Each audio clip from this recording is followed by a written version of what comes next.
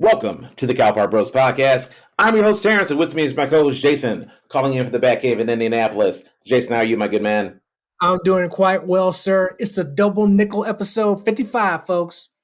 So it's a good Tuesday. Ready to get into it. Let's do it. Yes, sir. Thank you for listening. As Jason mentioned, this is episode 55 of the Cowpart Bros podcast. For the uninitiated, Cowpart Bros is the podcast to hear. We are a weekly podcast of fans of sports, current events, and entertainment. And as always, we are your hosts, Terrence and Jason. And every single Thursday, we come to you with a brand new episode where we discuss the current events of the day, sports, and the athletes we love. And even some of the athletes we loved. No matter the topic, you can expect a brutally honest and fun exchange of snark while learning through the lens of our 30 years of friendship that originated in Calumet Park, Illinois. Folks, for more Cowpart Bros content, make sure you connect with us on Facebook, Instagram, Twitter, YouTube, and TikTok under the handle Cowpart Bros or Cowpart Bros Podcast for more behind the scenes of the show and just to engage with us every single day. But do not forget that the Cowpart Bros Podcast is available to listen and subscribe for free wherever you listen to podcasts. Like us, love us, share us, follow us. And folks, if you like us, hell, why wouldn't you? That's right, folks. Like Terrence said, we are the podcast to hear and watch. So make sure you're living it, loving it, and doing it. Okay. Jason, I wanted to talk about Elon Musk earlier this year when he was named as Times Person of the Year. You were emphatically against that, and maybe it that content just wasn't ripe yet. But yeah, the time seems right now because the first thing we're going to be talking about the fact that Elon Musk had his Whole Foods moment and decided to buy the whole damn platform of Twitter. So here we are talking about it. I've been on Twitter for, at this point, at least 10 years. You just got an account, I want to say, within the last 6 months or so. And you seem like you're a little more active now. In some ways, you're more active than I am now. But all of the Twitterverse was ablaze once Elon Musk effectively pulled the trigger on Twitter last week. So yeah, what are some of your initial thoughts based on the fallout from that purchase? Yeah. First of all, and to clarify, sir, technically I had a personal Twitter account for a number of years. I just never use it, including to this day.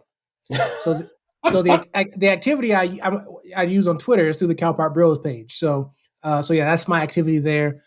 So I guess I could say I use it more than you currently, which is what it is. But personally, I don't use it on a personal page because I hate Twitter. Just kidding. But yeah, so you're correct that the last Elon Musk subject that came up, I had no interest in talking about it. This is a little more interesting because one is it's Elon Musk. He's branching out beyond just Tesla and his other ventures, and he's bought the big face company of Twitter for upwards of 40 plus billion dollars. That number kind of surprised me because I didn't think Twitter was really that valuable. You know, I know they're very popular. They're not the most popular social media site as of right now. I don't think that's changed just yet. But yeah, that's big news. But I think really what it really boils down to is one, why did he buy this, and what's he planning to do with Twitter now that he has it? So of course, a lot of things are out there. It's definitely been noted by an article in CNBC that he wants to make major changes, some of which are kind of maybe not that big a deal. But he wants to add an edit button to people so they can edit their tweets. He wants to get rid of the character limit. He wants people to kind of get more in the Twitter blue for whatever reason. I'm sure that's financial as well.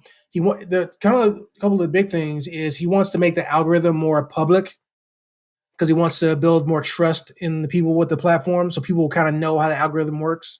I think we all would agree that we would love to know exactly how the algorithm works for all social media, Facebook, Twitter, what have you. The other big thing is two other big things. He says he wants to take the company to a private company as opposed to one that's public.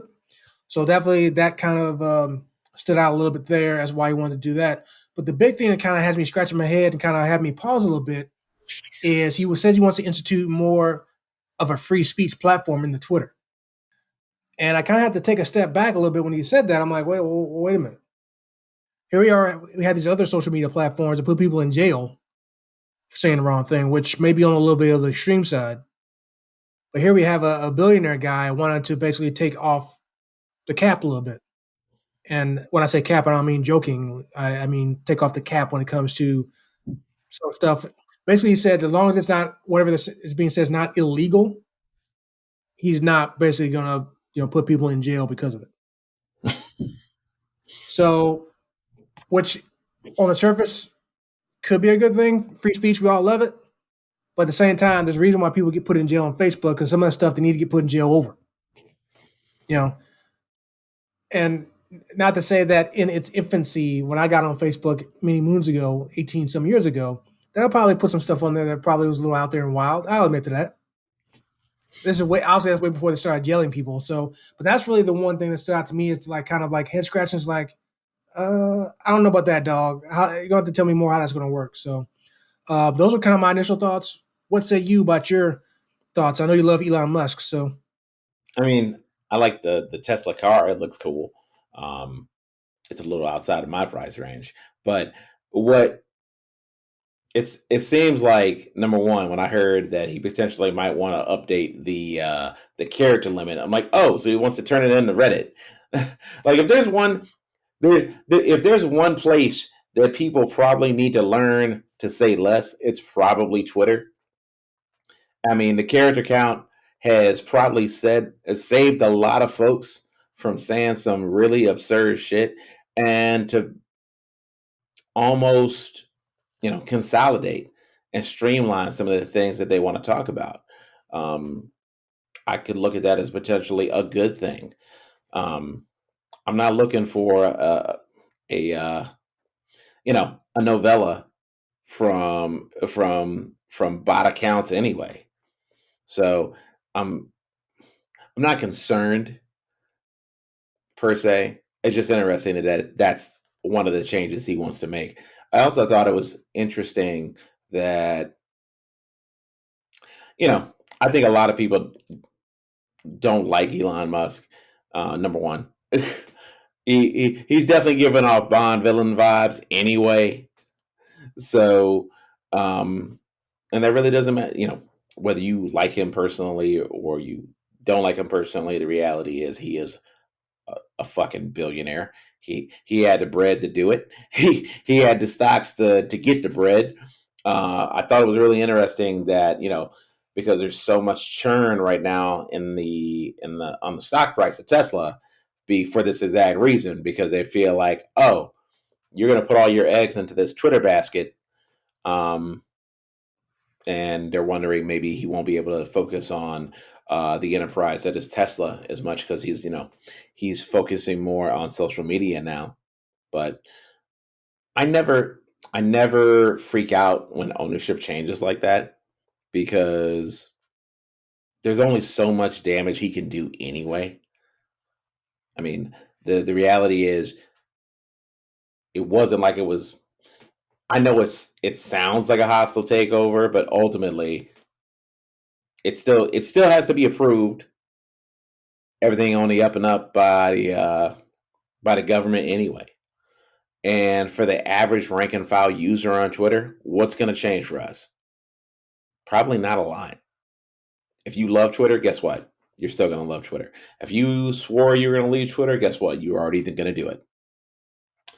Um, and so I don't look at this as a major change for the platform. It's something new to bitch about, because nothing trends on social media like, hey, this new thing happened and I'm not happy about it. So those are some of my initial thoughts. I think I'm not on Twitter Blue or anything like that. There are a select few people that I know through social media that via Twitter. I'm going to continue to follow the same things. Um, I'm going to continue to use the platform for personal reasons, so on and so forth. And so the day to day, nothing. This doesn't really change it for me. It's going to change for some of these shareholders, probably quite a substantial amount of bread for them. Looking at looking at stock price. So yeah, those are my initial thoughts. I thought it was interesting, really, that everyone's talking about censorship, and for me, Jason, it's like you realize how hard it is to get banned on social media. I mean, we're joking about being put in jail, social media jail. I mean, you gotta be, you gotta like go crazy on social media to get like legit banned.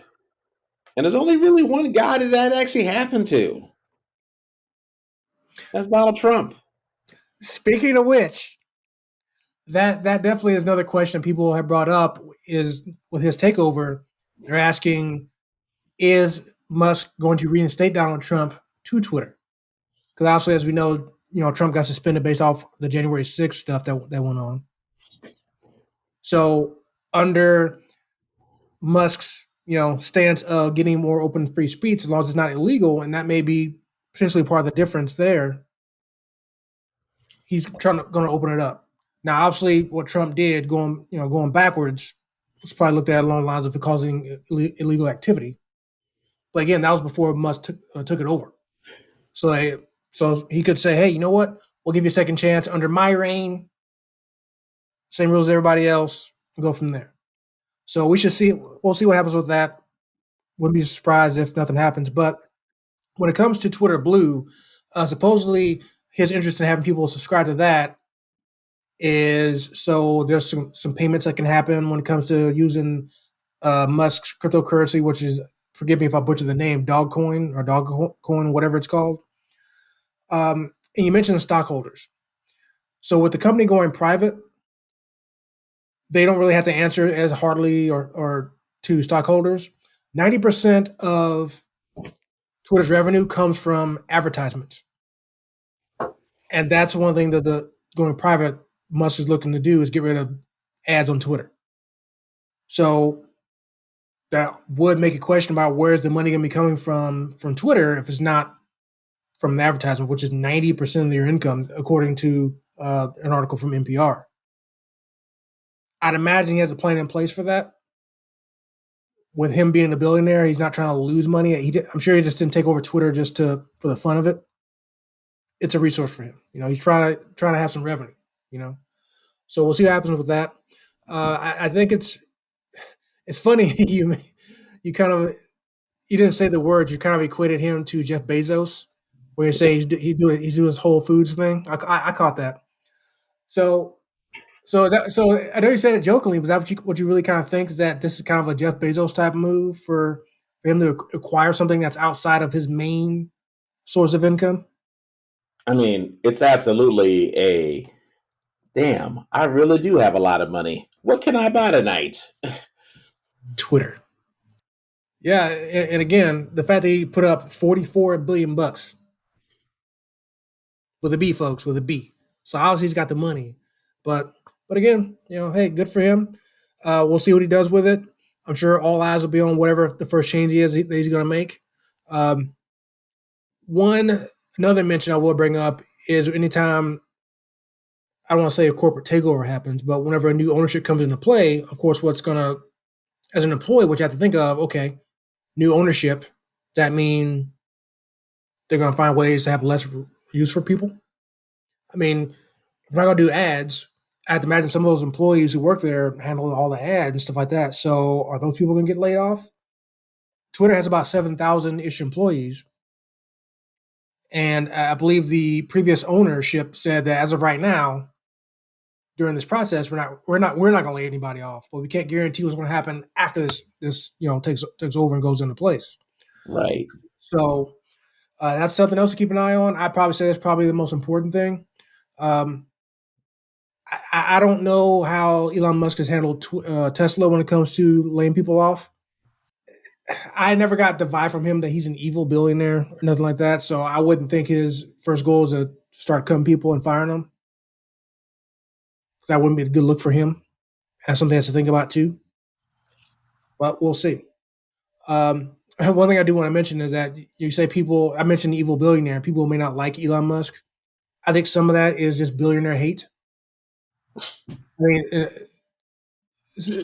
seriously. I mean, think about it. Of all the publicized billionaires out there, how many of them are actually well liked by the public? I can't think of any.